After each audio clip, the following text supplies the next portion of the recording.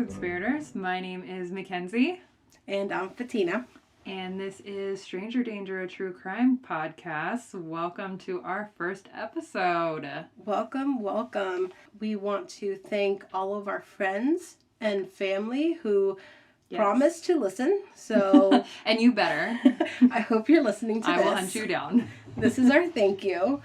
Thank you for the support and encouragement, letting us know that you are interested in what we plan to talk about, and we are ready to take on this journey. Yeah, honestly, you guys are you're so dope, because everything that we've done along the way, everybody's been super engaged. You guys have totally participated in all of the Instagram stuff, the Facebook stuff, everything like that. It's just been really cool to see you guys rally around us, so we love you and appreciate you all day long. One of the questions that I get asked, that I've been getting asked a lot is how the heck you and I know each other. Well, how long have we known each other? So I was thinking about that when I was driving over here today, and I started working with Kara. For those of you who don't know, that is Fatina's wife. I started working with Kara in 2013. So I have known Kara now 6 years. 6 years. That's math. So yes, 6 years. Going on 7 this spring. So her and I have been friends 7 years, and I don't remember how long into our friendship that you and I actually met. Well, leading up to Kara and I's wedding, all I heard was Mackenzie this, Mackenzie that, and I don't think I really got to know you until we were well into wedding stuff. At least get to know you and talk to you, and Yeah, and I was hanging out at the house and all that kind of stuff. Yes. Your guys' first house that you lived in when I met you. So about 2 years, Kara had done some vetting for me and knew you were a cool person, so the buffer. I mean, you were her maid of honor at the wedding. I was Kara's maid of honor, so I was in Kara and Fatina's wedding. And you guys got married in 2015. Mm-hmm. Yep. The one thing that Kara and I did not bond over was true crime. And then that was the one thing that you and I really did bond over. So when creepy or weird stuff happened... Which is a creepy thing to say. Yeah. We bonded over crime. But when stuff like that would happen, it was always you and I having the conversation, because Kara did not care or want to know. So that's the stuff that you and I would talk about behind the scenes. So here's a funny thing about true crime and about Kara and I's relationship. Funny thing is that whenever I'm, gone for a weekend or for work or this or that, she hates watching those TV shows with me. She absolutely hates it. And when I'm gone, her guilty pleasure is that she'll watch those shows and she'll feel like I'm there, which is funny. Oh my gosh, that's so funny. I didn't know that. Oh my, so she just leaves Snapped running in the background. Yes, that's exactly what she's told me. She's like, I'll just put Snapped on and I'll just, I feel like you're there with me. I'm like, great. You think of me with murder. Very terrifying, but cute. Love it. When we started talking about, I feel like there was one thing in particular.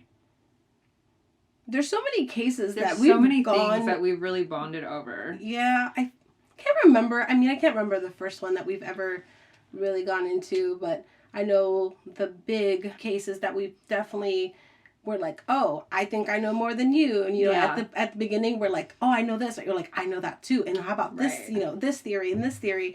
So one of those would be shows. Like Netflix shows, Making a Murderer. And The Staircase, where we're at odds over whether or not he actually did it. Yes. Yes. And for sure, those big cases like JonBenet Ramsey and a lot of the ones that have been in the spotlight, discuss those at length. And then when this idea of us starting a podcast started rolling around our heads. Actually, we didn't even have to discuss it that much. I don't really feel like we did. I think we were both like, we could do this. And it was just like, we're going to do the damn thing. And now here we are. I think from the moment that we thought, let's do a podcast, and that idea started. I don't think either one of us ever questioned that we were going to do it. No. So from the moment that idea was birthed in our heads to right now. Conception. I think it's been no more than 2 months. Has it been even 2 months? Like a month?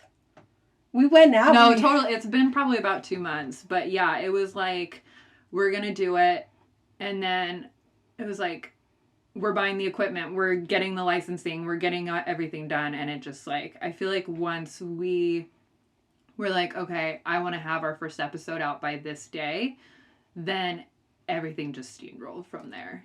Once we knew that we wanted our launch date to be as epic as it is, which is Halloween, we said, well, we've got a very limited time to get this rolling. And I mean, the material is already out there. Yeah. It's stuff that we know and love. Spend my time researching anyway, but now I have a reason to. Yeah, so. We went in balls to the wall. Before we roll into your case, though, because how we're going to be doing this, just for all of you guys out there, is our idea is to alternate weeks. So Fatina is kicking us off, and she will be telling us all about her case. But before we jump into that, we do have something that is really close to home that we really want to address really quick. Owen Klinger, who recently went missing. He is a University of Portland student.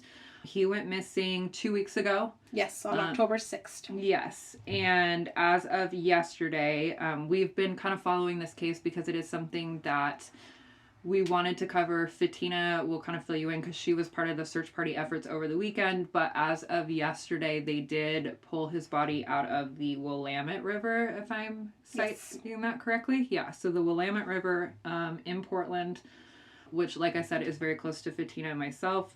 He was only 18 years old. So we will be following this case and updating you guys a little bit more as information comes out. Right now, they are waiting on autopsy results, but he was missing for 2 weeks when they found his body.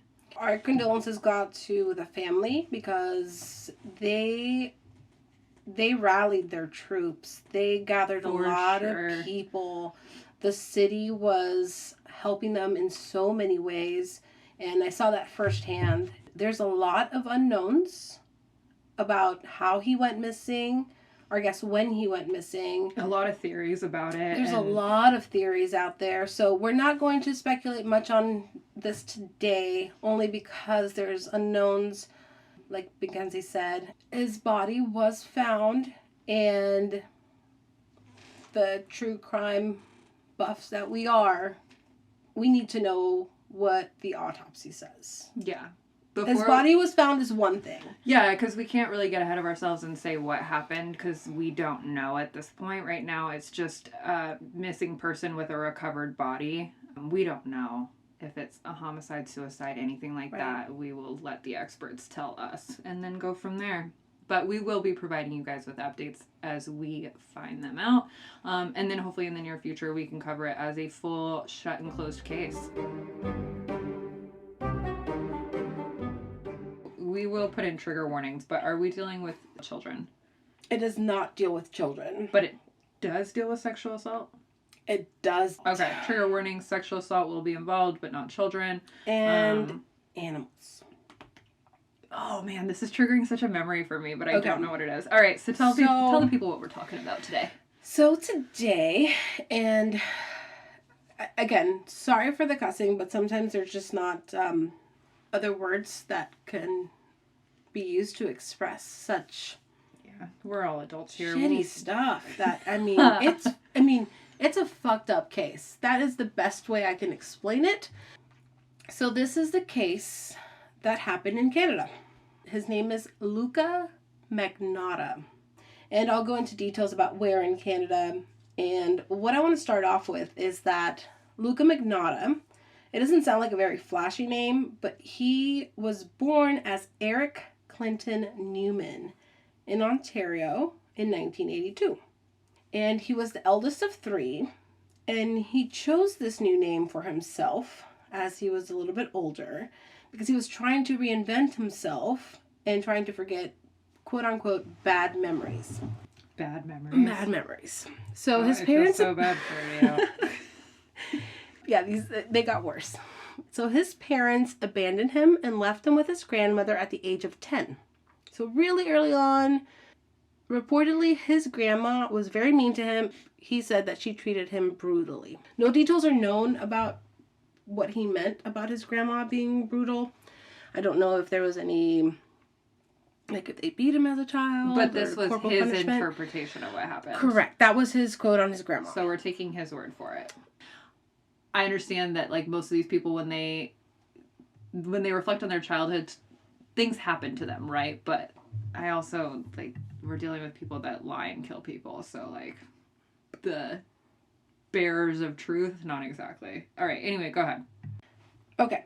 He was homeschooled by his grandmother, and he was told by his grandparents that the world was a dirty and dangerous place. He had a hard time growing up as a young bisexual man in the small town of Ontario. He felt like an outcast while attending high school. His classmates in high school say that he didn't act out, he didn't stand out. Some called him forgettable. I'm sorry, the irony of that statement, they remembered him as forgettable. Yeah. All right, so at the age of 18, he started hearing voices due to his diagnosis of being a paranoid schizophrenic. This was inherited from his father, and by the time that he was 22, he was struggling with depression. In 2004, he befriended a 21-year-old. And how old is he at the time? So this was 2004, and he was born 82, so quick math, 18, 22. Okay, so that makes sense, okay. But this 21-year-old girl that he met online has a mental capacity of being 12 years old. Oh, it's like Gypsy Rose. Okay. He used her credit card to rack up thousands in debt, I guess in her name. And he also reportedly sexually assaulted her and recorded the assaults. He recorded them? He recorded them. On what? I'm assuming video. Ew. Yeah. Okay. So, did she report him? He was processed for it. I'm jumping the gun. I'm sorry. But no, listen, he was not convicted of this. So my question is, based on what? At 22 years old, yeah. If he wasn't convicted of sexually assaulting someone, I think it was because he was legally an adult. Yeah, but it's not like statutory rape. Like, come on, guys. But he was convicted of fraud charges. Oh, well then. Well, my question is, like, would things be different if at the age of 22 he would have been convicted of sexual assault? Well, yeah, because, I can't say that for sure. I don't know. Right. I don't know if the outcome of this would have changed any, but it makes you think, if someone's convicted of such a heinous crime, would they change what they're doing, what their thought process is, try to... Or just, like, to have... The fact that, like, he might have been in prison when whatever you're about to tell me happened. Right. Things could have been completely different. Yeah, because And I'm not saying the system messed up. Well, yes, but I'm not saying it's the system's fault that he went and did what he did. Yeah, either. We don't really know what all happened there. But, okay. So, once you're done with this podcast, Google his name. And his name is Luka, Luka. Last name Magnotta. Magnotta. Only because the visual of him will make the rest of the story not make sense, but it would make a lot of little things make sense. Okay, let me look at a picture of him really quick. As you can tell by the picture, there's a lot of plastic surgery going on there and a lot of veinness going on. I mean, I support that, but but I don't support killing people. Not only was his name the only thing that he changed, he took up escorting and doing pornographic films. That is exactly what he looks like. Yes. He looks like a NSYNC wannabe Backstreet Boy. Hey, okay, listen, you crossed the line. Cut that part. I refuse to call him a porn star. But he looks like, that's what I meant to say. He's a porn actor. Not that but he does look like he does porn also. Like, it's very, if you guys look at the picture, it's like he's hyper-sexualizing his look. Yes. Yeah. Is he wearing makeup? You would tell. Yeah. He totally has his eyebrows done. You can tell. Right. No one's that flawless. Come on. So, Nah, girl. I woke up like Needless this. to say, he was really into himself. He reportedly made a couple of Wikipedia pages about himself. These have since been taken down, though. He made his own Wikipedia pages? It gets so much better. I mean, I think at one point, and the actual number escapes me, but I think he made something like 41 different platform pages. And this is everything from Flickr, Facebook, Twitter, Instagram. That's cute. He made a lot of pages about him, not about himself, but fans, so that he could be followed and his pages and his pictures could be commented on. I love when people think they're that relevant. No, that's the thing. He wanted to make himself relevant. He wanted to walk into an audition and say, oh, look at me, I have all these followers and I have all these people commenting and giving me all this praise. I hate this guy already.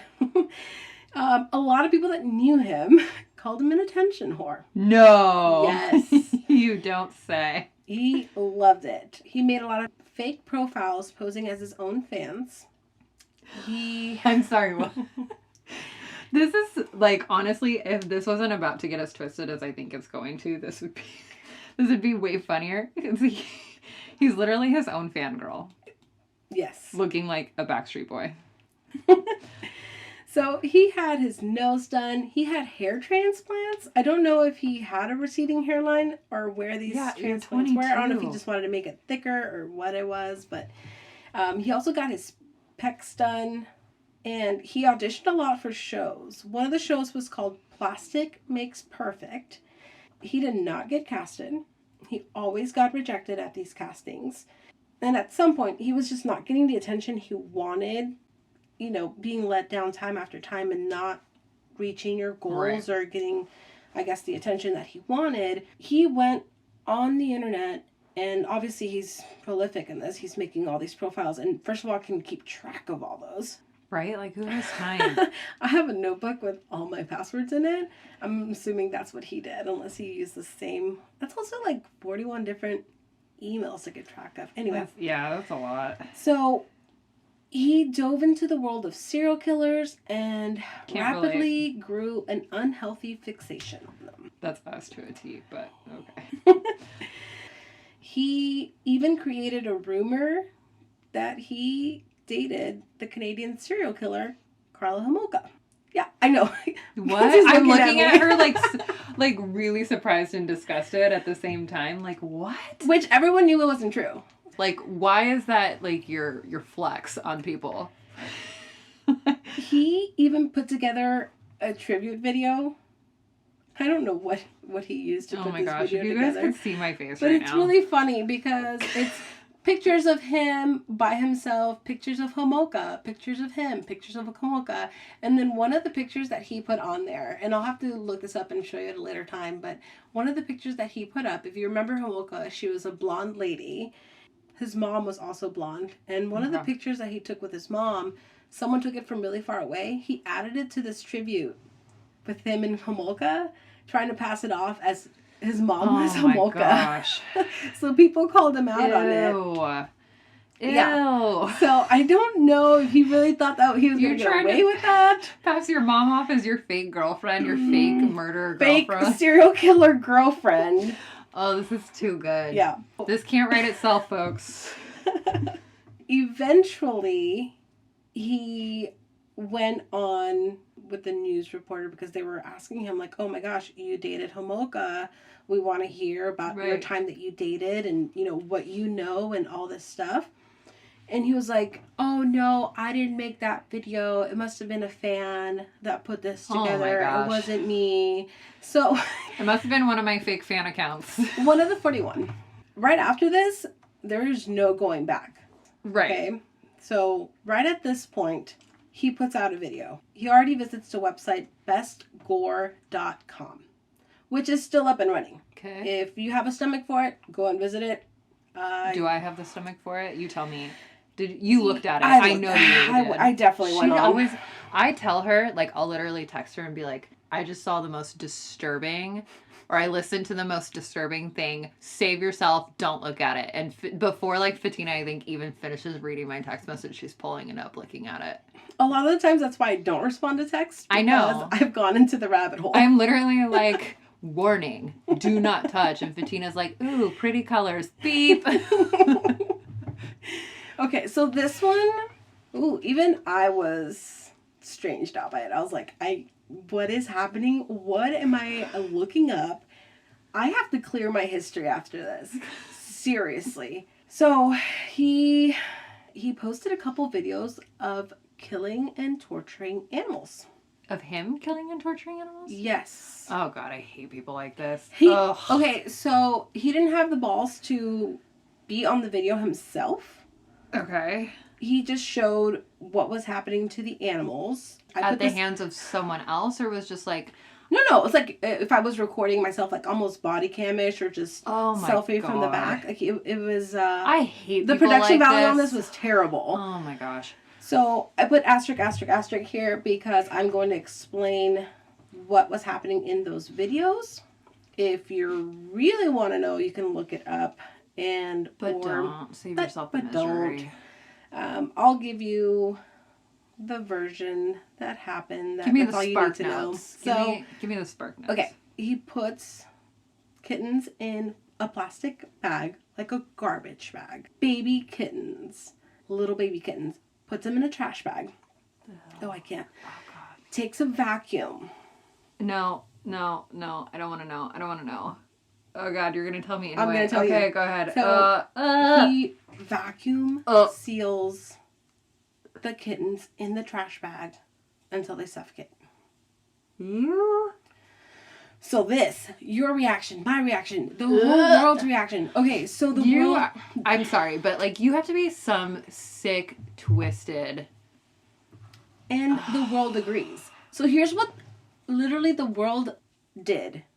So people saw this. Right, but he's too much of a coward to actually put his own face on the video, so nobody knows who to be mad at. Exactly. Oh, what a coward. He's doing it for attention, for likes, for whatever, for just the attention. But do they know it's actually him? No, because are you really doing it for the attention, though, if you don't know it's who it is? Maybe deep down he knew it was bad, but wanted... I don't know. I'm not a serial killer, so... Or not, he's not a serial killer. And we're not psychologists, I guess. Well, you know what? I am calling a serial killer because it starts with kittens. He killed kittens. I know they're not human lives, but he killed more lives after that. I'm calling him a serial killer. I'm calling him a serial killer because he killed cats. Isn't there like, okay, serial killer triangle or whatever, triad, right? Like the things that make up a serial killer. So they have a high IQ, they wet the bed. I don't know if he was smart or not. Or whatever, and then... But he wasn't a kid. He is a full-fledged adult at this point. Yeah, you're right. He's like 22 at this point, right? At the this was 18 months before he actually killed someone. And this was 2012. So how old does that make him? 18?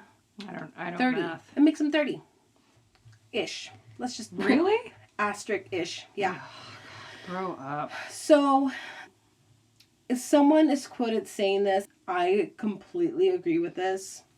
Rule 0 of the internet is don't mess with cats. Is it cats, though? Like, I feel like puppies are... Okay, baby animals in general. So... Day 1 of interneting.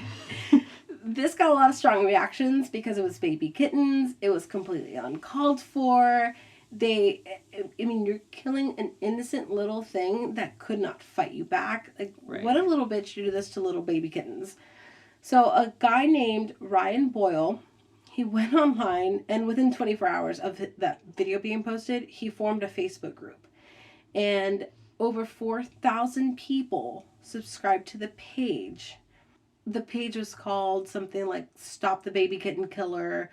And the internet started knowing him as the Vacuum Kitten Killer. I love the internet so much sometimes. The Vacuum Kitten Killer.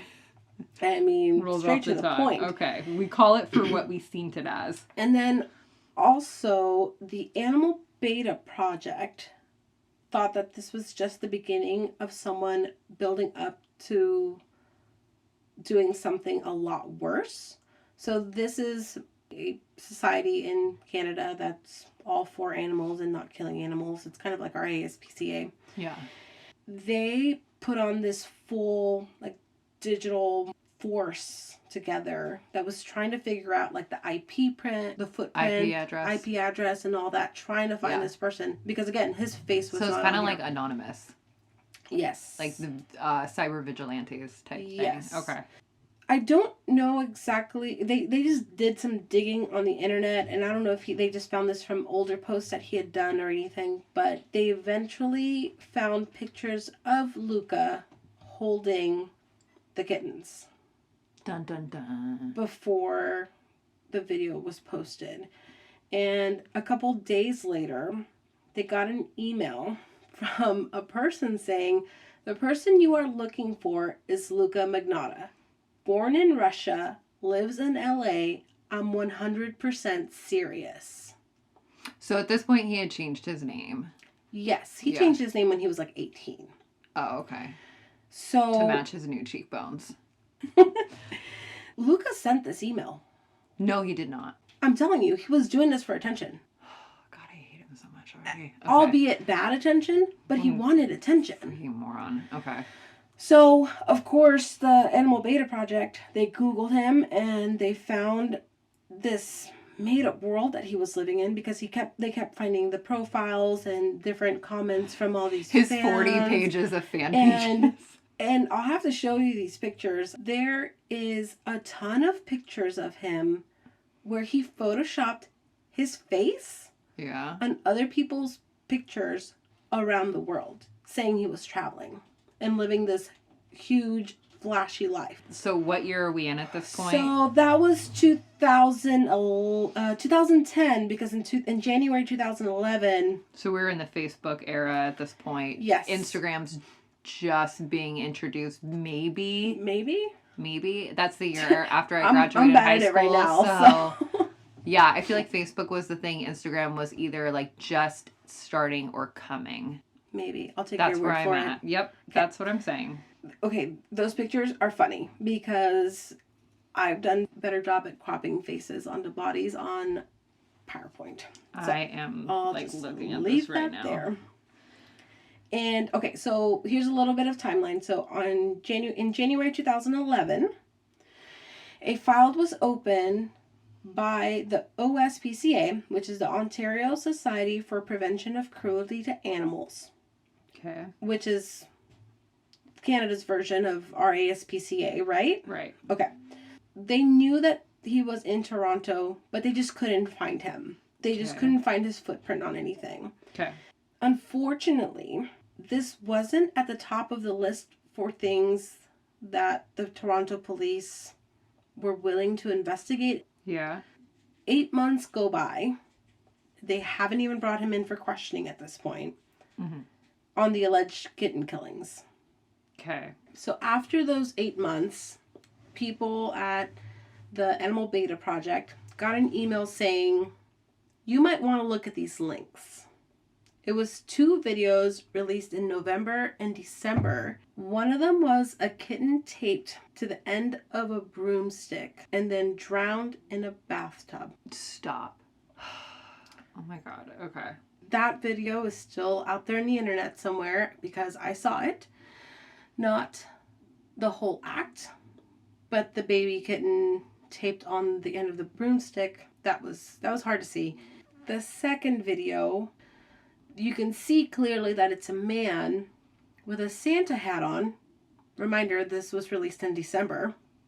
They fed the kitten to a live python. What? Yeah. And you can see him with a Santa hat. He had to have thought this out. He was wearing a Santa hat knowing that he was releasing this in December. Ew. Okay. The Beta Project then put out a video asking the whole world to be on the lookout for Magnotta and asking them to turn him in if they saw him. He was in London at the time. They also put out an article asking for the sick fuck to be turned in. The article was put out by The Sun. He had the balls to go into the newspaper building and ask for a meeting during that meeting, and some of this is recorded too, he's telling them, it's not me, I'm being framed, it's one of my fans. I have no words. What fans, though? I have no words. So one of your fans or one of your fake fans, it's actually you creating a fake page, pretending to be a fan of you and your uneven eyebrows. Correct. What so, she said. The day after he gave him this load of shit, he wrote a letter to the newspaper The Sun. I am quoting this because I can't take any of this out. Hold on. So this is such classic serial killer behavior because even though he hasn't killed a human being at this point, he's like skipping ahead and he's like, I'm going to get ahead of this and I'm going to write to the newspaper. Like usually they wait until after the fact. But sure. Okay. So this is a letter that he wrote to The Sun. It says, it's fun watching people work so hard at gathering all the evidence, then not being able to name me or catch me. I always win. I always hold the trump card, and I will continue to make more movies. Next time you hear from me, it will be in a movie I'm producing that will have some humans in it, not just pussies. What? Yeah. Did he sign this letter as who he was? Yes. Okay, so I'm confused. So you go in and you say that you're being framed by one of your fake fan accounts. But then you write a letter saying, I did it and I'm going to do it again. Yep. But and I'm going to get worse. Yeah, I'm going bigger. And this is, I think, because he knew that The Sun or whoever met with him knew that he was giving them a load of shit and that he was lying. Like, hey, it doesn't make sense. Why would someone frame you of such an awful thing? Also, you have no fans. No fans can frame you if you have no fans, sir. So you're framing yourself. This is really basic. You need fans to have fans frame you. For them to frame you. Also, you need to do something worth having fans over. I don't understand. I mean, seriously, at this point, he's done nothing that has gotten any fan points. You've literally done nothing. So less talented than Kim Kardashian. Although I love her, low-key. So don't come for me because I'm fine with the Kardashians and Jenners. But also, if you hate them, don't come for me either. The London police were notified of this, but said that this was out of their jurisdiction. Okay, so whose jurisdiction was it? Does this fall into no man's land? Well, because he's just in London at this point, vacationing. But this all happened in Canada. While he's living in LA? Also, Canada's that way. Not that way. Well, they can't see where you're pointing, so that doesn't really matter. Because none of the authorities were doing anything about it because of the animal mistreatment, the Facebook page that Ryan Boyle started took matters into their own hands and started building the case themselves. This is a cyber vigilante group. Yes. Okay, got it. So I'm giving all the credit to this man named Ryan Boyle because I'm sure it's hard to admin a page and also with 4,000 people that are telling you, look at this, look at this, look at this. Right. So this is without where, him actually being willing to put in the work. So their goal was to put as much evidence together that it just couldn't be ignored. Right. Saying, okay, authorities, here's everything. His face isn't in it, but really you can't ignore all this. Right, but also we have pictures of him holding the exact same cats. That's like a little piece of sand in all of this. So, yes, they started building a case, and this is one of the coolest things that I've ever seen happen in the internet. And what they did is they dissected the fuck out of the pictures that he had already posted on social media. Okay. They were looking at the pictures from all his platforms side by side with the videos that were posted from the kittens. Okay. So 3 videos in total. Okay. And these people, let me tell you, when I saw this, I was like, hell yeah. Get it. They did stuff like match the coat that he was wearing in one of the videos to a picture that he innocently posted on his Facebook. I'm just going to say Facebook, but I don't know if it was exactly that. So it was a very puffy MySpace. coat. It was very distinct. It was probably on MySpace. So, so that's one thing. So you're like, oh, okay, a coat. So then another thing was the couch that he was sitting on. And this was just from a shot in the videos that happened to like sweep over, catch a glimpse of the couch. They freeze framed it and were matching it to pictures on his Facebook page. Killing it. And another one was they saw a chair that had a very distinct backing to it. Mm-hmm. It was wood. And they caught this on the Python video. And again, it's one of those things that I'm sure he did not even notice that was in the video. Right. And he's not smart. He's not smart. Also, his chihuahua, which will come into play later. He had innocently posted a picture of his chihuahua on one of his platforms, and that chair that was in the video was in that. They put this video together, and just like I'm explaining to you, they're like, basically freeze frame, work. Here's an arrow. They did their own detective work, and they handed this over to the police, to the authorities.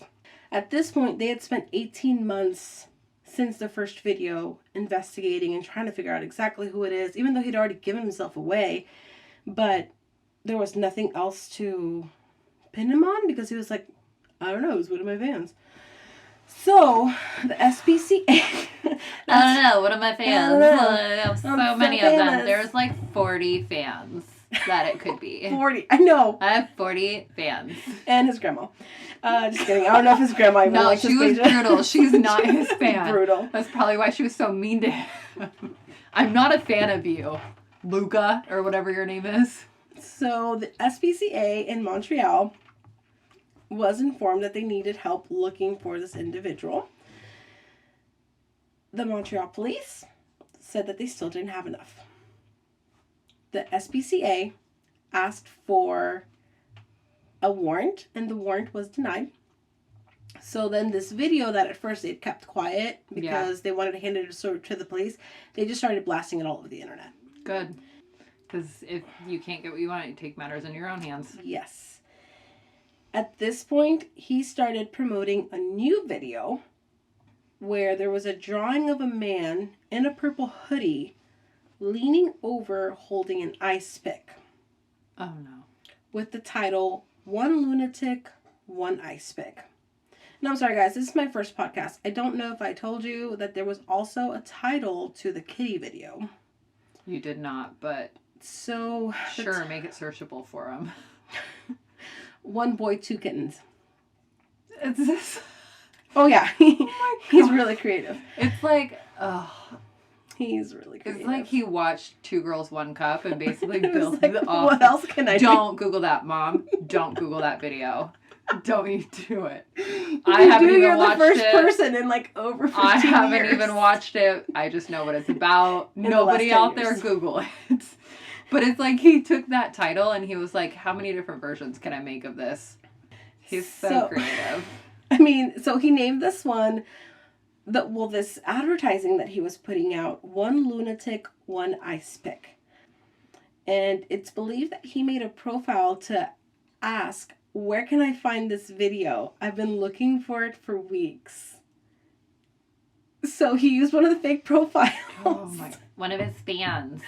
To go and self-promote this video. Sorry, it's so dumb. I've been looking for this video for weeks. It's only been posted for 48 hours, but I've been looking for it for weeks. God, I've heard the word on the street. The buzz is... Okay, this is where... Okay, shit gets crazy. So... This is where it gets crazy? Well, let me tell you. Okay, so I'm going to tell you about the victim. Obviously, there's a victim. Otherwise, we wouldn't be here talking about this. But... It's not just the cat. Besides the kitties. This is the part where I'm going to tell you as much as I know about the victim. His name was Lin Jun. Okay. And he arrived in July of 2011 to Canada as an international student from China. Okay. He was attending university there. He was pursuing a degree in computer science. Really smart guy. Good for him. He was 33 years old at the time that all of this happens. Okay. His mom said, later that She was already worried about him being by himself in such a big city. And there is videos that the mom has shared that he would just walk around town and take little videos like, oh, look, Mom, look at the city with me. That's so nice. He walked around doing that to show that he was in a safe place. Yeah. Okay. So That's Lin really nice. had only been in Montreal for less than a year. And according to people that knew him, he was eager to make new friends, as someone would in a brand new place. Right. On May 24th, Lin did not show up to work, and the co-workers, his friends, were immediately worried because this was not like him. Right. At all. Well, no, he sounds like a responsible person. He definitely, of all things, would definitely not be a no-call, no-show to work. Right. Responsible, takes care of his. So one of his friends, the first day that they're like, we can't find him, even called his mom in China that same day. And the mom went on high alert. Was like, I haven't heard from him. I just got goosebumps. And she said she immediately had a bad feeling. Mom's because intuition. it was more than phones off, slept in. It was way more than that at that point. Right. So, leading up to May 24th, Magnotta had put up a Craigslist post trying to find someone that would be interested in sex and bondage. Lin responded to the message, and the two met up on the night of May 24th, 2012. Nothing has been released of the messages. Okay. So I don't know what was consented to or what was talked about. There is footage of the two of them walking into Magnotta's apartment building. Okay. And again, these are all videos that are available online. They're, no one's forcefully holding the other. They're both walking leisurely. It almost looks like one of them's holding a dinner, like a bag with dinner in it. So they're just going up to their apartment, gonna go do their thing. Still like bondage. Little handcuffs, little whipping, I don't know. So whatever you do in the privacy of your own home under consent. Correct. Okay. That's what they looked like they were doing. They're just walking in. It was late that night. Unknowingly, that was the last time that Lin would be seen alive. Okay. The details of the night leading up to the video are not known. So leading up to the video of them walking up to the apartment? No, sorry. The video that's posted the next day. Oh my god. This is such foreshadowing. I can't handle it. Okay. All right, so, hit me. On May 25th. I'm like really stressed. On the morning of May 25th. One of his fans posted a video. I've been looking for this video for weeks. So on the morning of May 25th, there was a video uploaded to bestgore.com. I'll get into the details of the video here in just a second. Oh, God. Okay. May 26th, a lawyer in Montana, Roger Renville, sees the video on the internet. He waits a day because the video is just so unbelievable. He reports it to U.S. and Canadian authorities, but they both dismiss it as fake. It's so absurd. The details of this are going to blow your mind. There's part of me that wants to criticize his poor judgment of that, but when you have multiple people that are apparently making the same bad decision in this context, you can't even blame one person. And people of authority. If I'd have seen this video without knowing any of the context, did you watch this? Yes. Oh, of course you did. Oh my gosh. You guys, don't go watching the things that Fatina watches, okay? No. Just let her watch the things and live in that and I'll scary tell you all world, about and it. she'll just tell you so you don't have to have it seared into your memory. That's correct. On May 29th, the janitor of the building that Magnotta lived in said that he had been walking by something in the trash cans that just smelled awful.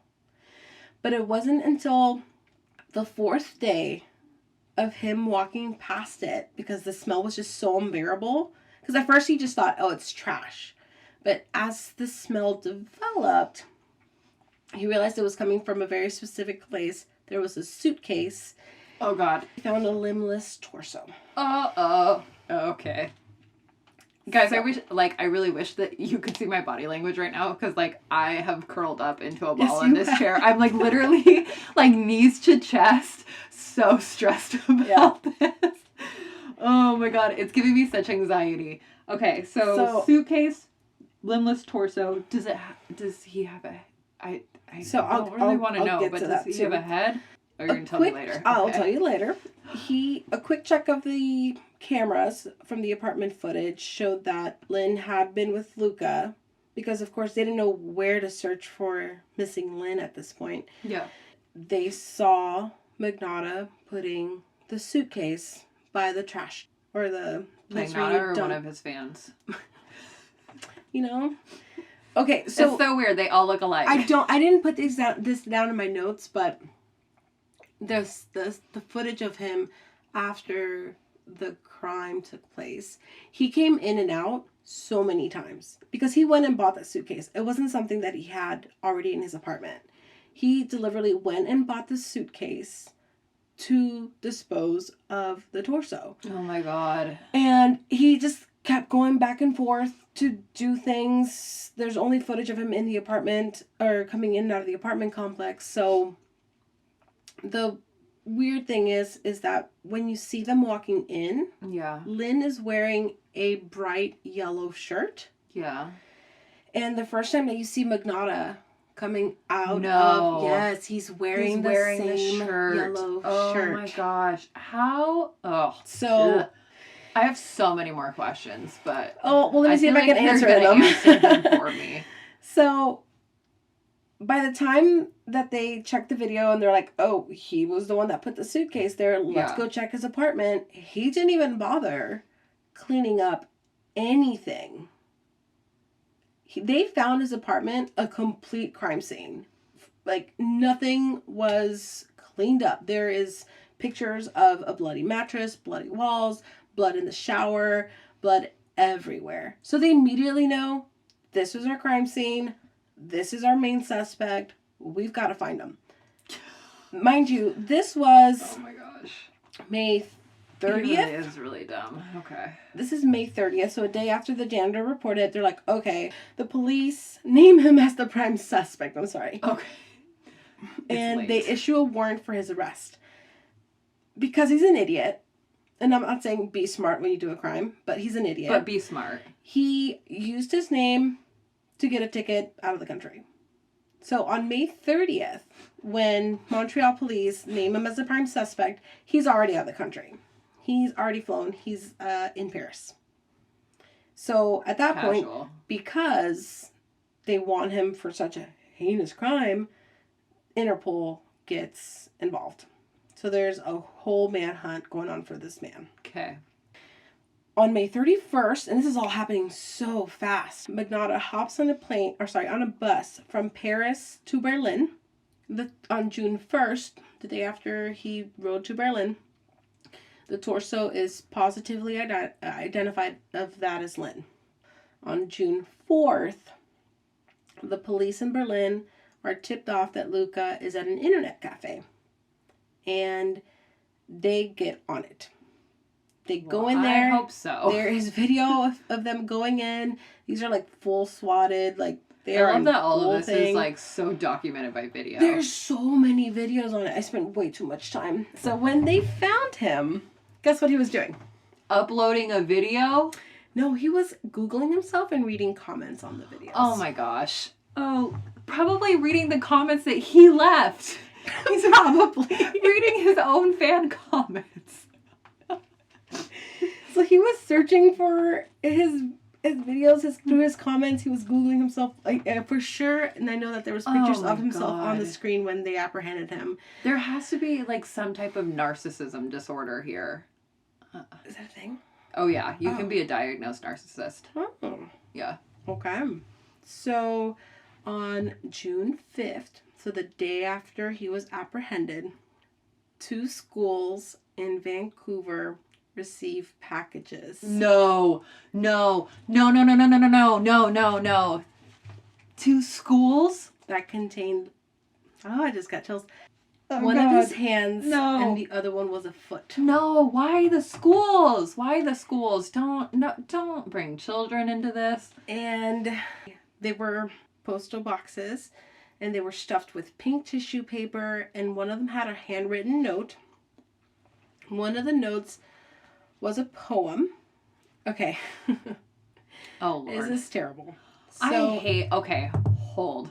I hate when they do stuff like this. When you write poems, when you write letters. Who did they think they are? Honestly. This reminds me of BTK. Dennis. Fucking Dennis, dude. Okay. So this is what the poem said. And I say poem because that's what the media is calling it. But I've seen better poems written by 7-year-olds. For sure. Roses are red. Oh, Lord.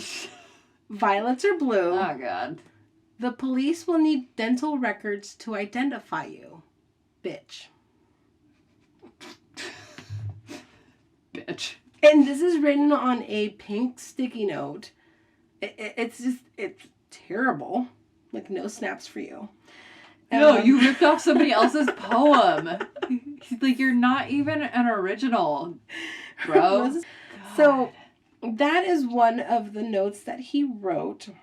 Luka is extradited to Canada on June 18th. Okay, I will say this. The packages weren't open.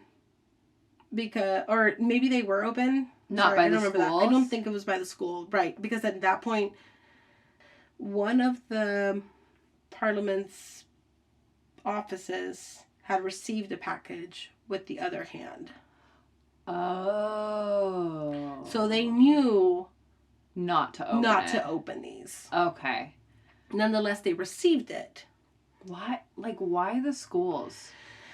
So there is a theory out there that I guess, oh God, this is such a weird theory that even when I looked into it a little bit more, I think he was paranoid about the government following him or putting like bugs on him and having someone tail him. Okay. And he thought that Lin might have been one of the spies. Okay. So that's why he sent one of his body pieces to the government saying, here's a piece of him back. I'm not sure about that one. So the note that he wrote to the government official was, Stephen Harper and Lauren Teskey will know who this is. They fucked up big time. Who's that? So those are people that are part of the Parliament. But why them specifically? I don't know. There's no mention of them, like... Anywhere in this story. Right, no. Those are just random people. Well, they're public figures. Right, random member. But, like, what did they do specifically that he's deemed? Nothing that's noted. That's very strange. So I don't know why he sent it to them. But he was... So, he was giving it back to the government? If that makes sense. So, I would be like, no, bro, you can keep that little gift. Return to sender. So, swerve. And on June 18th, he was extradited back to Canada. Canada spent over $375,000 to extradite him back from Berlin, of course, because it was national interest. They wanted him back. Needed him back so he can be prosecuted. The Montreal PD discovered Lin's skull in a park. I know. What? I know. So how does he manage to get all of these body parts all around without anybody noticing? The ins and outs of him going out that night of, like the 24th in the morning of the 25th. Where you said he was back and forth so many times. He was back and forth. That was probably him carrying out body parts and either going to the post office and getting the boxes. He eventually gets charged for misusing the postal service. Oh, for indecent stuff. I feel like that's the least. That's the least charge. No, of course. So, like, sir, do you want to get to the good part? Are we not there yet? No, I'm going to tell you about what's in the video. Oh God, I forgot about the video. Yep. Oh, do we have to? Best for last. Yeah, absolutely. This is why we're here. Did you watch this video too? So I watched it And I just put my finger on the time On and the tracker? on the tracker, and I just like Blitzed it? Oh, absolutely. I didn't watch it. It's like a full 11 minutes, and I watched it in like maybe 10 seconds. I was like, I couldn't sit there and watch it. I was like, I can't live with myself watching that. Like, it's one thing to watch things on TV and watch a still picture. There is still pictures out there from the video that show him almost decapitated. Oh my gosh. I was telling somebody the other day, we were like, which one of you is more disturbed? You or Fatina? And I was like, I don't know. And then I started thinking about it. I was like, definitely Fatina. Clear winner. And Exhibit A. So, all right. So the video that was uploaded, the one lunatic, one ice pick. What a terrible name. Oh my gosh. So this is actually the name of that video. Yes. This is what he named the video. I don't know if this is what he realized he probably knew this is what he was going to be known for. Like, there is no going back. Oh my gosh. So in the video, it first shows a man, and okay, so I scrolled through the video really fast. Right. I got the details from other sources because I almost, it's hard for me to say I couldn't stomach it, but I just couldn't. So it first shows a man tied up to a bed. Okay. And knowing what we know, that he was there consensually, at least maybe up to that point, that's normal. He's still alive. Okay. Then it cuts to a person who is no longer alive. So we don't know how he goes from being alive to not being alive. Yes. I mean, we do, but it's not on the video. Right. Okay. The video lasts for for a total of 11 minutes. Okay. And the video shows that the lifeless body is stabbed repeatedly with an ice pick, and the body is dismembered with a knife. Ugh. Reportedly, the video shows that someone grabs a fork, because again, his face is not in this. Of course not. Someone grabs a fork and a knife and cuts a piece out of his glutes and proceeds to eat it. No.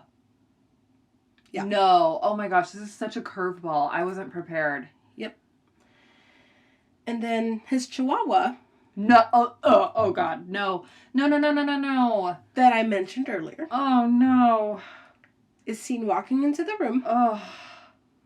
And is allowed, I guess, he didn't push him away or anything, allowed to eat away at the body as well.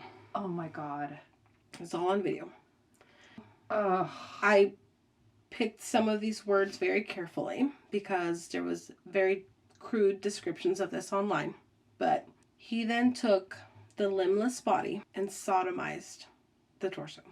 And then, with the dismembered hand... No. He used it on himself. Oh my gosh. This guy... This is so sick. Yes. Very... I wasn't ready. Sorry. I wasn't ready for this. We really should have, eased into something. I gave you the full background before I got to the video. I wasn't ready. But nothing could have prepared me for this. No, nothing can ew. Yeah. The fact that this is the part that really, really, really bothers me is not only did all of those things happen, but you put that on video, and this guy's poor family, to know that this is out there, to know that this continues to be out there, that this is what people know of your son, who was a computer science smart guy, super yeah, good I've looking seen guy. pictures. We've been sitting here, I've been kind of Googling images and stuff like that. Yeah. And so, super good looking guy. And the fact that this is how they're remembered. The parents have probably had to see this footage. They've probably seen the pictures. That they would have to deal with that and try and comprehend what happened to their son that they thought they were sending to Canada to get more cultured. I can't wrap my head around this one. That's a big one. He did stuff that is beyond just taking someone's life. It's one thing to take someone's life. This goes beyond so many levels I didn't even know existed. It's one thing to do this. It's another thing It's one thing to kill somebody. It's another thing to do what you've done with the body and use the obviously this wasn't a passion thing. This wasn't a heat of the moment. It's some sick and twisted sex game to you. Yeah, this definitely seems thought out. And then but like the cream of the crop here is like, not only did you do all these things, but then you filmed it. So now there's this permanent image seared into people's brains. Because it's not just being described through court transcripts or everything. This was seen by the world before the cops even thought it was fake. When it was reported by that lawyer in Montana.